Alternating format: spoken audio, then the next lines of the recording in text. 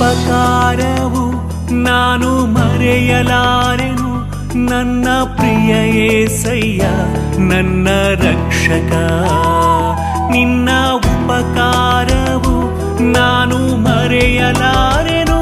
ನನ್ನ ಪ್ರಿಯ ಯೇಸಯ್ಯ ನನ್ನ ರಕ್ಷಕ. ನೀನೇ ನೀನೇ ನೀನೇ ನನ್ನ ಸಹಾಯಕ. ನೀನೇ ನೀನೇ ನೀನೇ ನೀನೇ ನನ್ನ ವಿಮೋಚಕ.